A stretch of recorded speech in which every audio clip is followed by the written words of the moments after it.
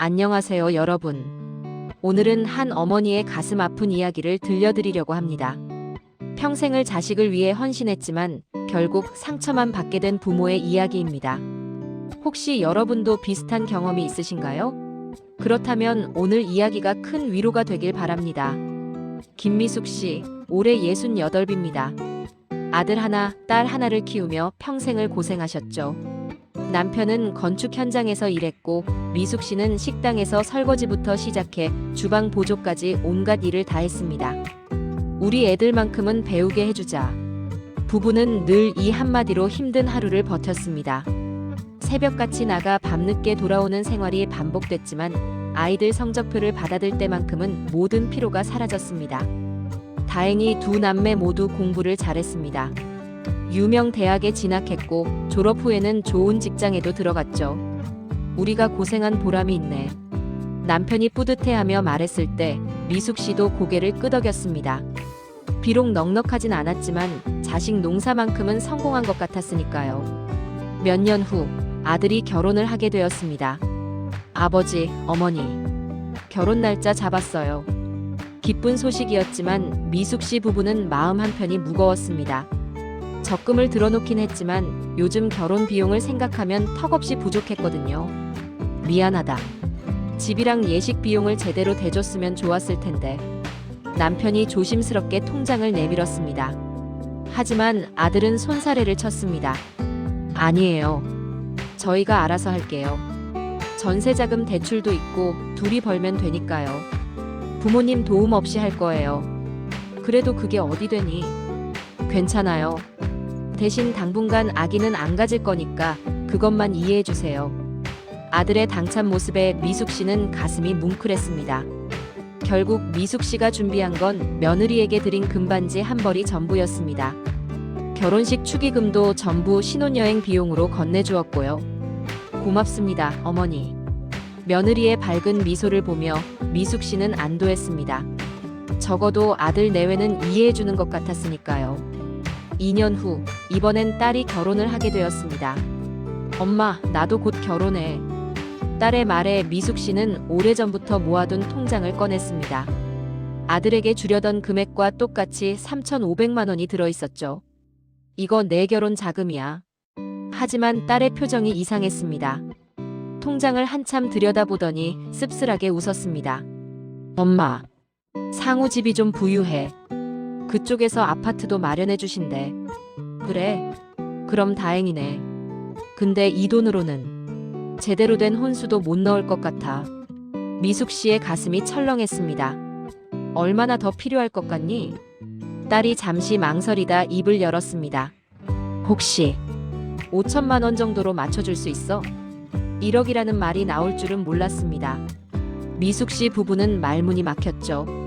나도 결혼하면서 기죽기 싫어서.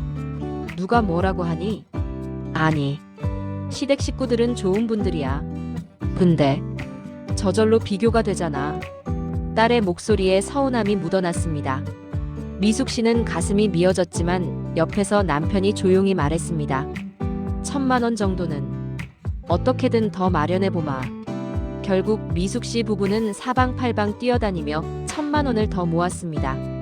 거기에 아들이 여동생을 위해 보탠 500만 원까지 합쳐서 4,500만 원을 딸에게 건넸습니다. 고마워, 엄마, 아빠. 하지만 딸의 얼굴에는 여전히 만족스러운 기색이 보이지 않았습니다. 결혼 준비 과정은 더 힘들었습니다. 엄마, 남들은 사위한테 차도 사주고 그러던데. 미안하구나. 우리 형편이. 나 진짜 부끄러워. 시어머니는 나한테 명품 가방도 선물하셨는데. 딸의 불평이 이어질수록 미숙 씨의 마음엔 상처가 쌓였습니다.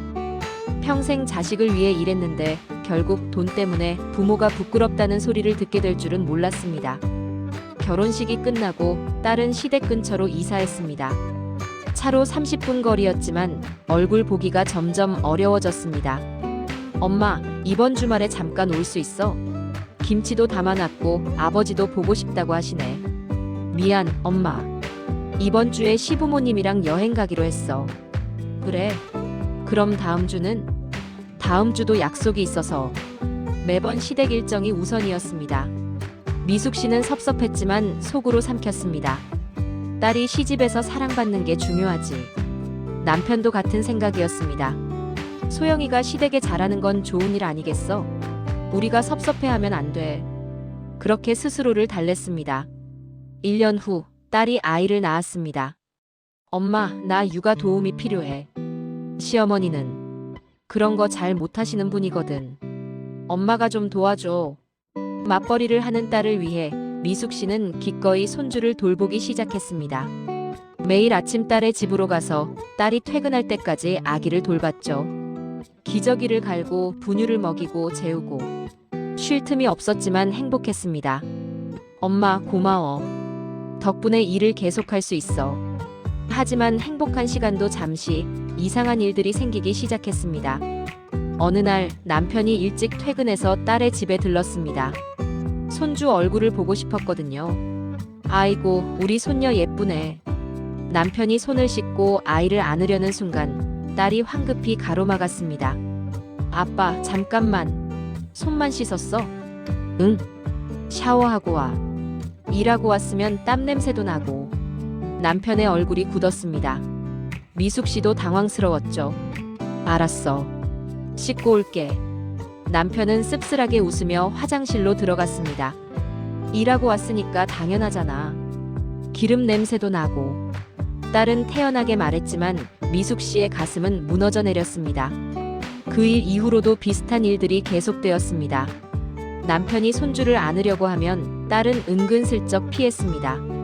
아빠, 담배 피웠으면 손 한 번 더 씻어. 아빠, 옷에서 작업장 냄새가 나는 것 같아.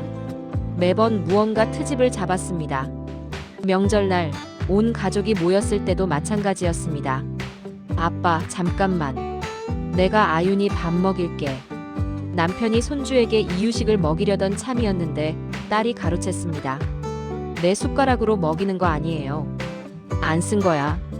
그래도. 여보, 당신이 먹여. 사위가 난처해하며 자리를 바꿨습니다. 남편은 어색하게 웃으며 물러섰죠. 그 모습을 보는 미숙 씨의 마음은 갈기갈기 찢어졌습니다. 시간이 흘러 손주의 첫 돌이 다가왔습니다. 소규모로 할 거야. 가족들끼리만. 딸의 말에 미숙 씨 부부는 정성껏 선물을 준비했습니다. 금은방에서 돌반지와 팔찌를 맞췄죠. 부담스러운 금액이었지만 첫 손주의 돌이니까 마음을 담았습니다. 하지만 돌잔치 당일 그 선물은 너무나 초라해 보였습니다. 이건 시할머니가 주신 거고, 이건 시할아버지, 이건 시댁 식구들이 준 선물이에요. 딸이 신이 나서 자랑하는 선물들은 화려했습니다. 금붙이는 물론이고 명품 아기용품들까지. 엄마, 아빠도 준비한 거 있어. 미숙 씨가 작은 상자를 건넸습니다. 딸이 열어보더니 표정이 굳었습니다. 아, 고마워. 입으로는 고맙다고 했지만 눈빛은 실망으로 가득했습니다. 식사 중에 미숙 씨는 화장실에 갔습니다. 볼일을 보고 나오는데 세면대 쪽에서 목소리가 들렸습니다. 소영아, 친정 아버지가 철물점 하신다며? 시어머니의 목소리였습니다. 네. 그럼 우리 집 수리 같은 거 맡겨도 되겠네. 미숙 씨는 숨을 죽이고 딸의 대답을 기다렸습니다. 아니에요, 어머님. 저희 아버지는 그런 큰 일은 못 하세요. 왜? 전에 그런 일 하셨다며? 그냥 정말 작은 가게예요. 못이랑 나사 같은 거 파는. 아, 그래. 그럼 공구 같은 거 살 때 가게 이용하면 되겠네. 아니요, 차라리 더 큰 데로 가시는 게 나아요. 저희 아버지 가게는 보여드리기 좀 부끄러운 수준이거든요. 딸이 웃으며 하는 말을 듣는 순간 미숙 씨의 다리에 힘이 풀렸습니다. 화장실 문을 잡고 한참을 서 있던 미숙 씨는 간신히 홀로 돌아왔습니다. 남편은 손주를 안아보려고 팔을 벌렸습니다. 하지만 딸이 슬쩍 몸을 돌려 피했죠. 그 순간 미숙 씨의 참았던 감정이 터져나왔습니다. 박소영. 큰 소리에 주변이 조용해졌습니다. 엄마, 그동안 이런 부모랑 어떻게 살았니? 창피했지?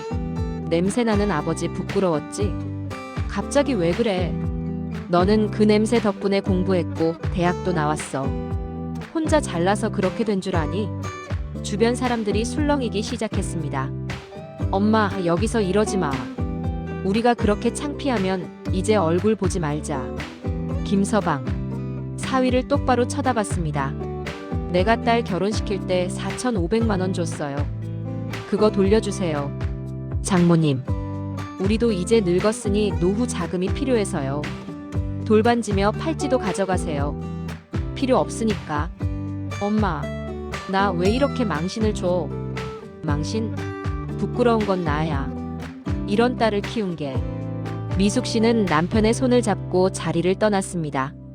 며칠 뒤 통장에 4,500만 원이 입금되었습니다. 이 돈 받는 게 맞았을까? 남편이 조심스럽게 물었습니다. 우리한테는 큰 돈이지만 딸한테는 아무 의미도 없는 돈이었잖아요. 부모 대접도 못 받을 바에야 안 주는 게 나아요. 그 후로 딸에게서는 연락이 없었습니다. 반년쯤 지나서 아들 며느리가 임신 소식을 전했습니다. 기쁜 일이었습니다. 그러던 어느 날 딸에게서 전화가 왔습니다. 엄마, 오빠네 애 봐주면서 지내는 거야? 미숙 씨는 대답하지 않았습니다. 엄마, 그때 받았던 돈 돌려줄게. 내가 잘못했어. 다시 예전처럼 지내자. 하지만 미숙 씨의 대답은 단호했습니다. 나는 너 같은 딸 없어. 이만 끊을게. 엄마, 나를 친정 없는 사람으로 만들 거야?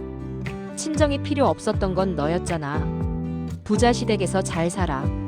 엄마, 나도 그날 창피했던 거 다 잊고 잘해보려는 건데. 평생 그렇게 살아온 걸로 충분해. 끊을게. 전화를 끊고 미숙 씨는 휴대폰 번호를 바꿨습니다. 남편이 조용히 물었습니다. 이렇게까지 해야 했을까? 당신은 괜찮아요? 냄새 난다고 창피하다고 그렇게 무시당하면서도. 그래도 내 딸인데. 나도 사랑했어요. 하지만 자식이라고 해서 부모를 함부로 대해도 되는 건 아니잖아요. 미숙 씨는 창밖을 바라봤습니다. 우리가 열심히 산 게 부끄럽지 않아요. 땀 흘려 일한 게 창피하지 않고요. 그래. 그렇게 생각하는 사람이랑은 가족이라도 함께 살 수 없어요. 미숙 씨 부부는 그날 이후로 아들 내외와만 연락하며 살았습니다. 시간이 흐르고 아들의 아이가 태어났습니다. 어머니, 아버지, 와주셔서 감사해요. 며느리가 환하게 웃으며 맞아주었습니다. 우리 아빠가 손주 보고 싶어 하셔서. 아들이 웃으며 아기를 남편에게 건넸습니다. 감기 조심하세요. 그뿐이었습니다.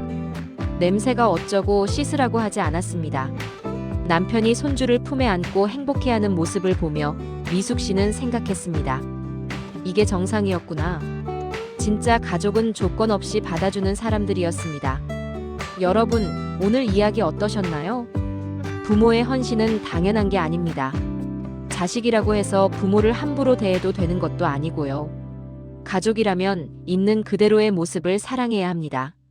돈이 많고 적음이 아니라 그 마음이 중요한 거니까요. 혹시 여러분도 비슷한 경험이 있으시다면 댓글로 이야기를 나눠주세요. 그리고 오늘 영상이 도움이 되셨다면 좋아요와 구독 부탁드립니다. 다음에도 더 좋은 이야기로 찾아뵙겠습니다. 감사합니다.